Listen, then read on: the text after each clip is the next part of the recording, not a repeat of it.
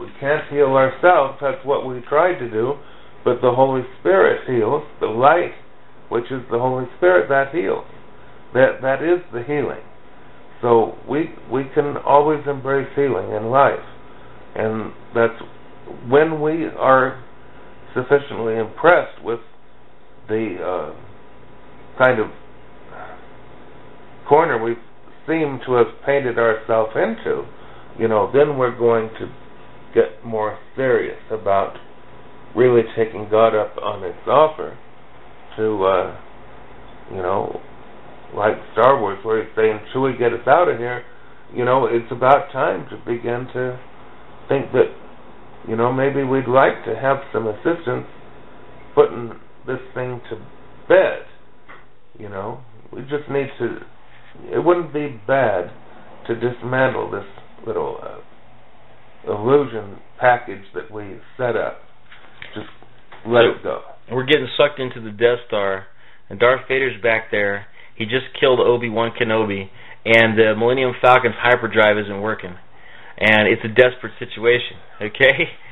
I mean, there are TIE fighters coming in, and Darth Vader's on one of them. He's coming for us, man. You got to get up there and shoot at him, all right? But come on, Chewie, get this thing working. And it's the artificial intelligent robot over there who bumbles around and I think R2-D2, who puts its antenna into the circuitry and finds out that something's missing and they got to go fix that. And then boom, they shoot off in hyperspace at the last possible second. Yes. So I mean, that's the story of the world. We're in that moment right now of what this world right now. We're in that moment where we're shooting at the TIE fighters and we're looking at the clock and we realize that force field is not going to hold much longer. It's like the Starship Enterprise. The force field is down 20%, Captain. And I'm giving it all she's got. And we're at that critical moment right there where we're either going to shoot off into hyperspace or we're going to be annihilated and we're going to die, and it'll be another generation that goes through the same shit, and it'll be the same story with them. So it just it just continues on. The evil empire doing what it does. Blowing up planets like Coruscant. Just the way they dropped some thermonuclear weapon on Libya and tell everybody it didn't happen. Oh yeah, no, we didn't. No, there was no earthquake. No, there was not. There was no planet there. I mean, this is how we've gotten to this point here. Well, it's been happening this way, so we haven't wanted to see it, but now it's coming home to roost. We're having to see it. We have to see it. It's becoming painfully obvious. The world has been upside down. It's not, in the 60s they thought that they were going to come along and turn it right side up too. It didn't happen. Nobody has been able to change it. It can't be changed because the Course says that any change that's going to happen that's meaningful has to happen in our mind. Everything is mind. We have to change the way that we see things. Have to change the way that we purpose everything. We have to be a light to the world. Yeah, and that's mind. The light is in the mind. The light is not visible light. It's mental light. Okay? Psychic light. So, what do you make of the Illuminati? This secret world government, or that's made reference to the Adam Weishaupt in 1776 wrote the Order of the Illuminati, and he was a professor of canon law at Ingolstadt University, and he's credited having formed the Illuminati. Okay, and then people know about this because it's in popular culture because of Dan Brown. There's even a card game called the Illuminati where people exchange cards, and they create conspiracies against one house or control will form an alliance with another house, and they'll fight a conspiracy against another house. That came out in like 1979 or something like that. Okay, the Illuminati trading card game, and there were cards on it that showed the Twin Towers being hit by an airplane. What do you think of that? Oh, I haven't seen that. That would be pretty creepy. However, now I haven't yet to research the claim that a diagram of the incoming Planet X is on the Swiss franc. Is this true? I don't know about that. But it seems that you find this kind of stuff happening. It's like if it's a three-dimensional object like a coin, it can become a talisman. Like if you wear it around your neck, it's supposed to protect you. So maybe that's what was being thought when they put it out there. I don't know. There's all these strange occultish stuff going on, and you can trace all of it back to the Illuminati because they think that they are the ones with the light in their mind. Mm-hmm. They think that they have the light in their mind. The Illuminists. It's all about them. They're the Illuminists, okay? And one of the power structures within our centers of power is the CIA, which traces back to the OSS, which is back to the drug trade. But here in the United States, they recruited all the original people from the Skull and Bones at Yale. They were all Skull and Bones people, and they all became Yale people. CIA people. So that was the white Anglo-Saxon. The two heads of the beast, the Anglo-Saxon and then it became, the Anglos and the Americans essentially. All right, because they were, we're the two horns on this monster, this horrible, monster that has names like CIA, NSA, what have you.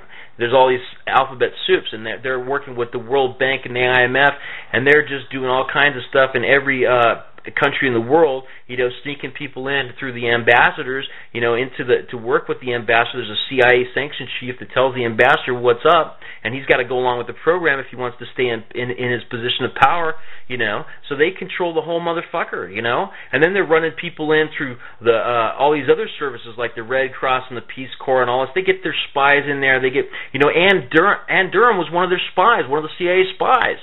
That was the president, Obama, Barry Soetoro's mother. She was CIA. It turns out that her father was CIA. And it turns out that it looks like Obama was sent to other countries to work for the government in some capacity like CIA. Okay? So some people who are in that intelligence world, who are all about regime change, and think that that's cute, they'll say, oh, if my mother was CIA, I'd be proud of it. Well, I don't think there's anything there for him to be proud of because he doesn't talk about it. If he was proud of it, he'd tell all about it, wouldn't he? He must not be proud at all. I wouldn't be. Oh man, so that's. I think that in his mind, he's a patriotic American. Okay, so he's been told that, hey, you have to have left cover when you're running for senator, okay? So you're going to put up a poster of Che Rivera on your wall, and people will think you're a communist, and that's part of your cover, okay? You want to be a community organizer. You can't stop going to this Jewish synagogue. You're not Jewish. Go join a black church, man. What's wrong with you? You want to be senator? You want to be president? You better get with the program. Okay, go find a black church. There's that Jeremiah guy. Go down there and join his church. He talks a lot about conspiracies, about how AIDS was a conspiracy, to kill black people. Why don't you go down to his church and try and nuzzle up with the people down there? I know it's beneath you. I know you live in the wealthy neighborhood, but if you really want to be senator, then congressman, the fastest way for you to get there is to become a community organizer. Okay? You got to become a community organizer. All right? So then you go down there, you become a community organizer, all right, and then you become senator, all right. Nobody's going to really, you can go around and tell people you were born in Kenya, and you can prop up that idea, and don't worry, when it comes time to make you a president, we'll fix all that, no problem, we'll take your birth certificate, change it around, get rid of it, we'll cover up in Kenya if your parents or your family says, oh yeah, he was born here right at this hospital, yeah, we'll take care of that. Don't worry. If Jerome Corsi goes down there and he wants to poke around, we'll have him arrested. Don't worry about that. Oh, if he writes a book, where's your birth certificate? We got that covered too. There's this guy Trump. We'll run him for president, and we'll get him to go on the national TV circuit. He'll go on popular shows like The View, where all those women like to chat, and he'll say, oh, I think I'd like to see the birth certificate of this president. And then we'll have Whoopi Goldberg flip out. What? Oh my God! I can't believe you're concerned about a birth certificate. What the hell is wrong with you? I thought you were my friend, Mr. Trump. Oh my God! I'm so disgusted with you. Get out of here! I can't stand to be sitting next to you. He's like, well, I still think we have a right to see the birth certificate. Okay, so what happens? They trot out a birth certificate. And then what does Trump do? He goes, oh, well, thanks. Thanks for showing us your birth certificate. Yeah. So, now I guess I'm going to drop out of being president because I didn't really care about being president anyway. I really just wanted to build a hotel in Chicago, and this was the price of getting the license to do it. It all is rotten. It's very, very rotten. So, but the thing is, it's too fabulous to be true. This stuff is just too twisted and thick and disjointed and disappointing to be true. You know, if you look at the fact that we are a child of God and we are eternal and, you know, we live, you know, by receiving the light and sending it out. That's we extend love. That's what God does. That's what we do. That's what real life is. So obviously we're not in real life right now. We're in this kind of the catacombs of something, hell. So, you know, we really are not having a real life experience even. But we can, and we can get out of here. That's the important thing. Let your light so shine before men that they will, what? Honor your Father in heaven? Or, you know. So that's it. Bring the light down, huh? Love people. You know, bring the light into your mind and be able to send it out to others around you so that you can do what can be done to rectify the upside down world, to forgive and to bring the healing.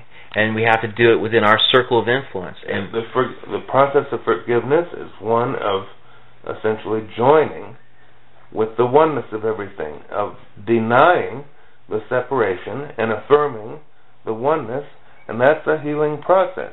Healing relies on that to happen, and once it does, we're still receiving the light and sending it out. That's the healing.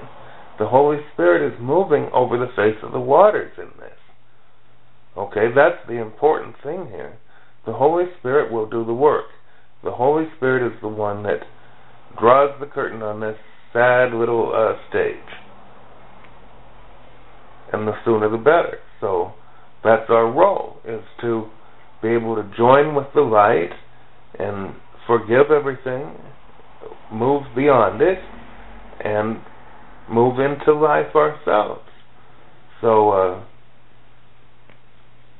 and this will gradually, the power will be taken away from it. It won't be able to prop itself up anymore, and everything will just disintegrate sooner or later.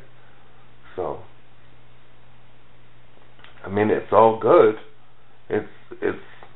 It's not. I'm not even going to say it's too bad that it couldn't ever work, because that's the grace of God.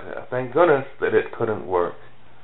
You know, because if we really could see evidence that it was going to work, to have a defiance against heaven, we'd never give it up willingly.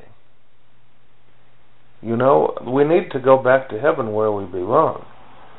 That we do not need a faux realm to take the place of heaven and of God and its love. You know, only ignorance would think that that was doable. It's not at all. We don't want that. So we can have healing, and we can be about love in our lifetime, so-called.